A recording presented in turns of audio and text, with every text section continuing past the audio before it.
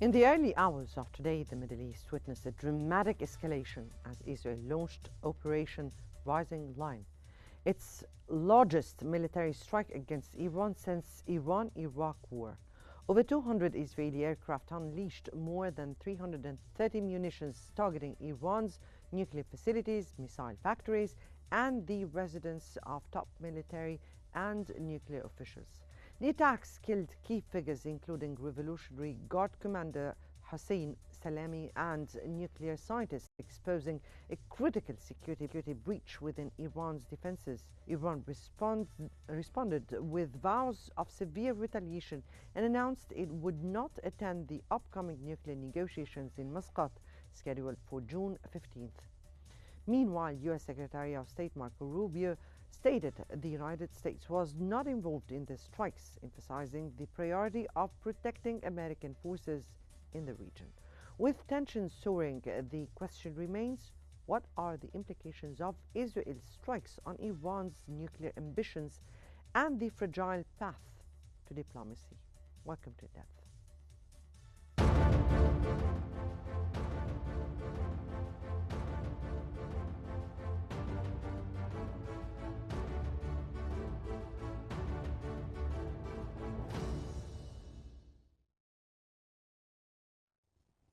The recent Israeli strikes on Iranian Revolutionary Guard sites, part of Operation Iron Glove, mark a significant escalation threatening Middle East stability.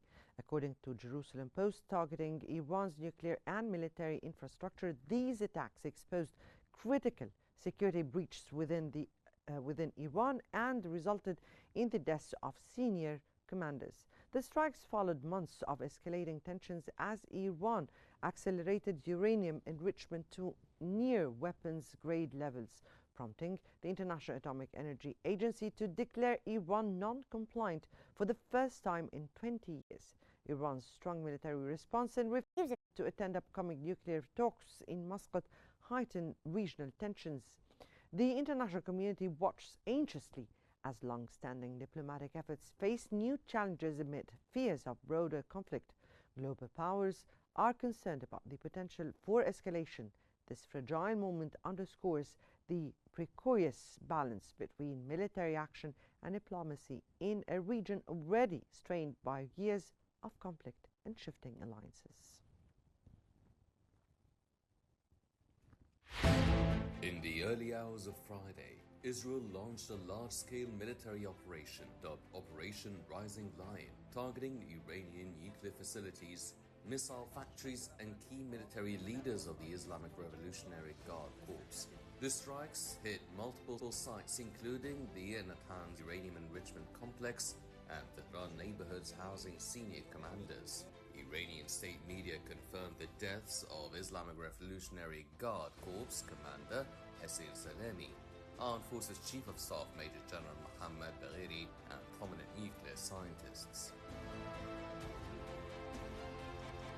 The Israeli government described the operation as a necessary preemptive measure to prevent Iran from acquiring nuclear weapons, asserting Iran had amassed enough enriched uranium to produce up to 15 bombs within days. Prime Minister Benjamin Netanyahu declared the campaign would continue for as many days as it takes to eliminate the threat. In response, Iran launched approximately 100 drones towards Israeli territory, signaling a swift retaliatory wave. Tehran's Supreme Leader Ayatollah Ali Khamenei vowed a harsh response to Israel's aggression. Iran also announced it would not participate in the upcoming nuclear negotiations scheduled for June 15th in Muscat with the United States, further straining diplomatic avenues. U.S. Secretary of State Marco Rubio emphasized that the United States was not involved in the strikes, stating, "Our top priority is protecting American forces in the region." Rubio noted Israel had informed the U.S. of the operation as a matter of self-defense. This military escalation marks a critical juncture in Middle East security, with the potential to reshape regional dynamics and complicate nuclear diplomacy. Well, welcome back. And as Israel carries out Operation Iron Glove, A preemptive strike targeting Iranian Revolutionary Guard political and military sites to curb Iran's nuclear program. The Middle East stands on the brink of a potentially wider conflict, with strikes focused on key Revolutionary Guard locations. Iran has responded militarily, raising tensions across the region. The international community watches closely as diplomatic efforts hang in the balance and the risk of escalation grows.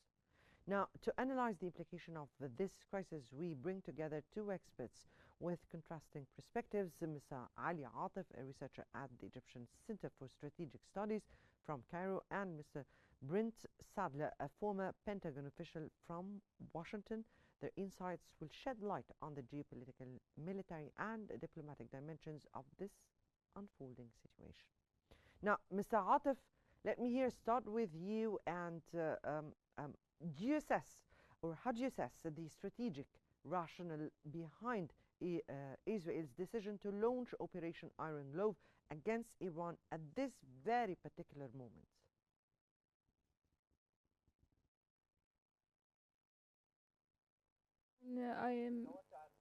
I think that the main Israeli incentives that pushed them to attack Iran on a wide scale during the past night is that um, the high enrichment level of uranium enrichment.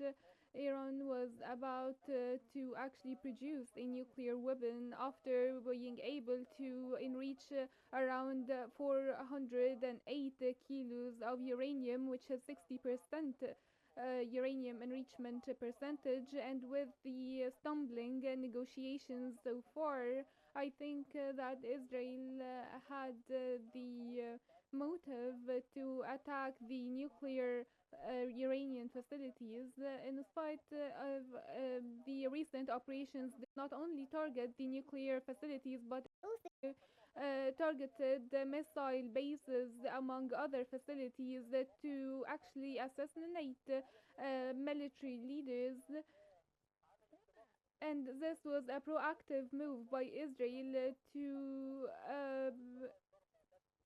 tame the Iranian expected response. I think the main motive stems from the high percentage of uranium enrichment that Iran underwent, which threatened a nuclear weapon soon. Right, let me go here to Mr. Sadler. And Mr. Sadler, from a U.S. perspective, how do you evaluate Secretary Rubio's statement distancing the U.S. from the strikes while acknowledging Israel's right to self-defense? Well, thank you for having me on.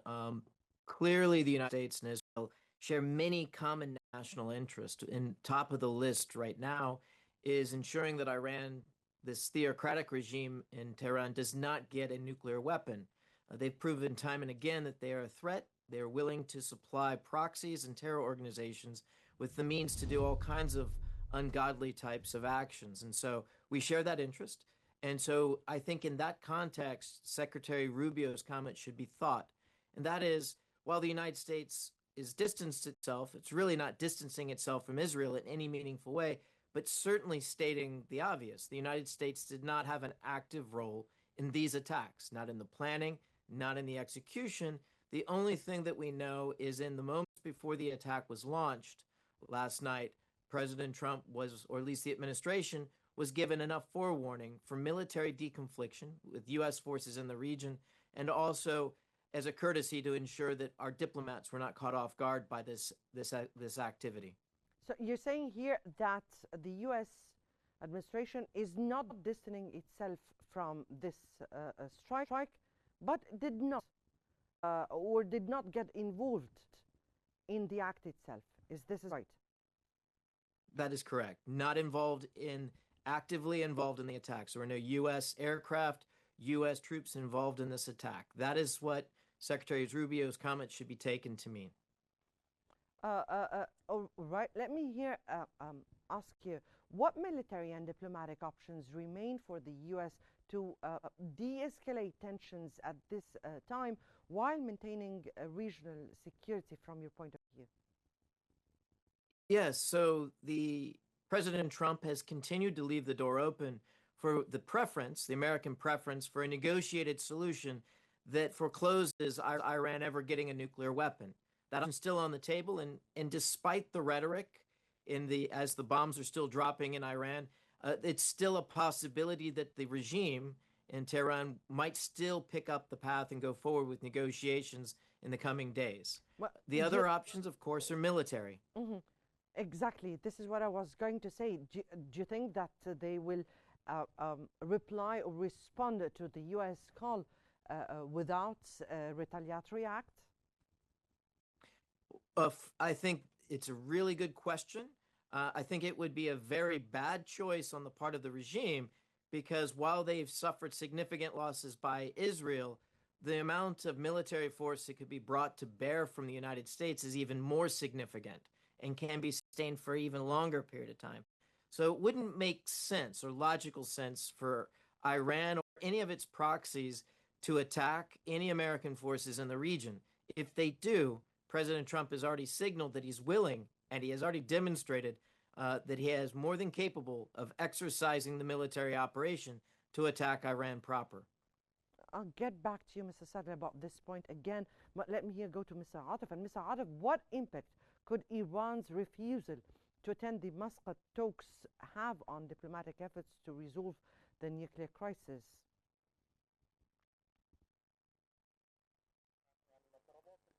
I think that the recent Israeli strike is motivated the withdrawal from the nuclear negotiations. They did not only announce their withdrawal from the next round, but they suspended the negotiations with the United States altogether, refusing the Israeli strikes against Iran.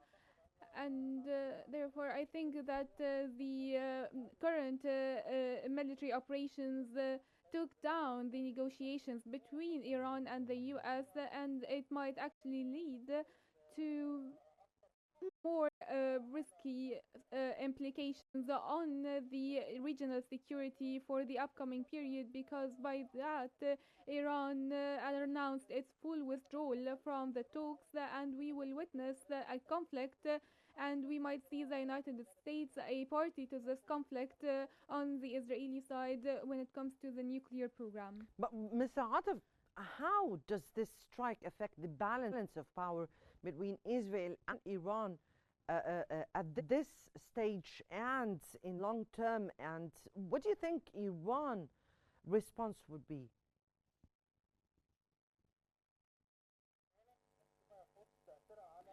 Regarding the balance of powers, I think that the strike revealed and exposed the weakness point in the Iranian defenses, and also revealed the strength of the Israeli intelligence regarding the Iranian system. Israel targeted the senior officials in the Revolutionary Guard in their homes. In the Iranian capital Tehran, which actually reveals the very strong intelligence and the strength of the Israeli missiles and plans crossing the air for Iranian defenses, which actually exposes the strong Israeli intelligence and the information they received. I think the Iranian response is the thing that's going to define how powerful they are. Iran has not responded yet, and we should wait to see the volume of the Iranian retaliation or response, and then we can talk about the balance of power between Iran and Israel. Now, Mr. Sadler, let me get back to you here of what we were speaking about. And from your point of view, what could be the risks of this escalation leading to broader conflict involving major powers? Because Iran is not alone. It has also allies. And we're speaking about a very harsh attack that it took from Israel. So what do you think? What do you have on that? I think Russia shares a concern with Iran getting a nuclear weapon despite Iran's support of Russia's war in Ukraine. Russia in the past has not been able to give any meaningful support, and I don't think they would be compelled or willing to do anything of any substance today going forward, even if these attacks by Israel continue on for several weeks. Moving on to China, China is purely looking for an opportunity to advance its interest in the region and placing more of its bets in the losing side, which appears to be Iran, would be a foolhardy choice for them. And so I would see the Chinese perhaps distancing themselves from the Iranian regime as the longer that this goes on, and more accelerated if the damage to Iran's leadership and to its nuclear and ballistic missile program is significant. As far as the proxies, they've largely been demolished or thoroughly weakened by Israel's attacks since the October 7th, 2023 attacks by Hamas. So Hamas is no longer really a viable threat. Hezbollah has been decapitated, again, denuded as a threat. The Houthis are the only last real meaningful, with episodic ballistic missile attacks here and there, largely also neutralized, leaving really only a few proxies in Iraq with limited capability to attack. So Iran has a choice. It's probably going to try to put together a ballistic missile attack that would not necessarily involve against U.S. forces, as mentioned earlier, for the cost on that. They've already launched 100 drones. They were ineffective. The other is to use proxies, but their only proxies would be against U.S. interest. And so there comes the rub. There's not much for Iran to get from their partners or their allies, and there's certainly not many options given how thorough this Israeli attack seems to have been to date. So you're speaking here about Iran very much or doesn't have any kind of other options but accepting to continue its negotiation with the U.S. on its terms, right? Yes, I think the way this has played out, certainly Israel waited until it was clear there was an impasse in the negotiations. The fact that President Trump is keeping the door open, I think it's very clear that the preference from Washington, D.C. is a negotiated end to Iran's nuclear program once and for all, and that the cost of not pursuing that path was just made clear last night. Right. Mr. Atif, what does the killing of senior Revolutionary Guard commanders and nuclear scientists indicate about Iran's internal security vulnerabilities, and what are the implications of the security breach in Iran that allowed such a large-scale attack on critical sites?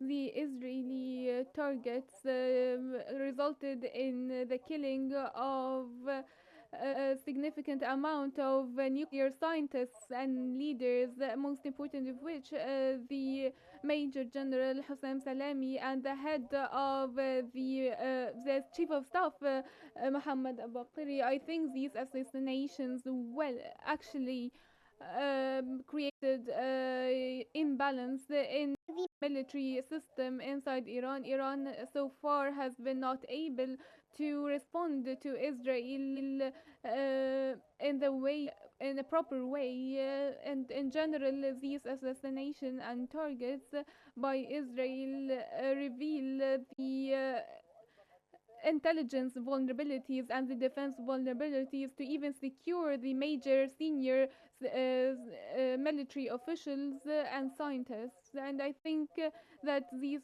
strikes will actually impact the power and how Iran was handling the current situation. So unless Iran recovers fast and restructures the leadership system and the Revolutionary Guard to actually retaliate and direct a counterattack against Israel. But here, Mr. Atif, what Mr. Sadler here is that Iran has no other option but to accept those negotiations on the U.S. Terms, because it has that allies will not get involved, and because their proxies are not any or do not anymore exist. What do you have on that?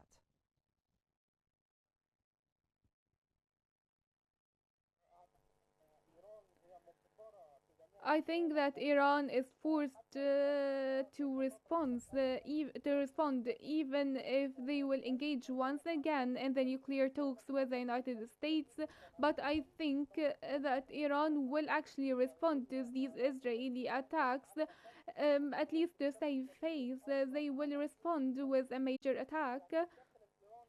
The Iranian public now and how the political regime is interlinked will force the Iranian leader and the senior leaders in Iran to direct a counter attack to respond to Israel. And I think in the case of no response, this will mean the fall of the Iranian regime or the start of a gradual fallout.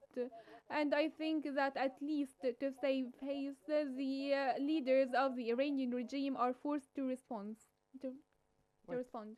right. Let me get back here to Mr. Sadler. Mr. Sadler, how do you interpret President Trump's statements about the possibility of more Israeli strikes, and what's the U.S. administration's? I think it's, as stated earlier, that the preference is for a negotiated solution that forecloses or puts an end to any possibility of a future nuclear weapons program in Iran. The JCPOA failed on many levels, and that mistake cannot be allowed to repeat. I think that's the diplomatic position of the U.S. government under President Trump. As far as the attacks, I think it's very clear that the Israelis have the capacity and the ability to sustain these for many more days going ahead. They certainly not destroyed in the entirety Iran's nuclear program yet. So every day that Iran forestalls a negotiated solution, the more damage that their programs, their military, and their leadership are going to suffer. But then, what would be the U.S. stance towards the whole issue? Are we speaking here about involvement, direct involvement of the U.S.? Are we speaking about the U.S. trying to de-escalate the situation? What would be the U.S. stance? I think the U.S. stance is Israel is upping the cost, and that's compelling Iran to enter into a fruitful negotiation. And the U.S. does not need to be directly involved in any military confrontation with Iran to apply the adequate and needed pressure onto the regime to move to a better solution. That, of course, can be vetoed by the leadership in Tehran if they so choose to attack either directly or through their proxies, U.S. forces. And President Trump's been very clear, if that's going to happen, then the United States will enter in directly. But it's been no indication that even if that happens, the negotiated solution is still off the table. A long war between the U.S., Israel, and Iran is not something that's in U.S. interest, nor Israel's interest. Right, Mr. Harder, you've heard here what Mr. Sadler said. So, do you foresee this Israeli strike having an impact on the ongoing U.S. nuclear negotiations? And in your point of view, what role does it play in Israel's timing and decision to strike precisely now?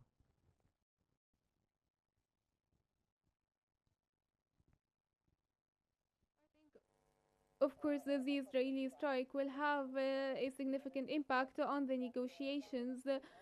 Um, Let us say that these are not just mere strikes. This is war between Iran and Israel, and the United States might be engaged, and other regional parties. The most important of which is the Iranian proxies in the regions.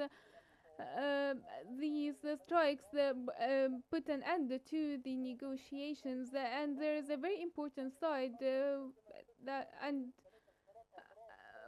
I don't think other international parties will be engaged, such as Russia and China. And I completely don't think that Russia and China might engage military-wise, and that is not in the best interests of Russia or China to take part in these operations. I think that Beijing and Moscow will try to de-escalate and reach a peaceful settlement to the crisis. Well, it remains to be seen how will this situation unfold. Unfortunately, our time is out, and thank you so much, Mr. Atif and Mr. Sadler, for your insightful analysis on this very critical issue. And as Israeli strikes on Iran unfold, the region stands at a crossroads between military confrontation and diplomatic engagement. The coming days will be decisive in shaping the future of Iran's nuclear ambitions and the fragile prospects for peace. That concludes today's episode of In Depth. Many thanks for watching, and stay tuned for coming up on Qnews.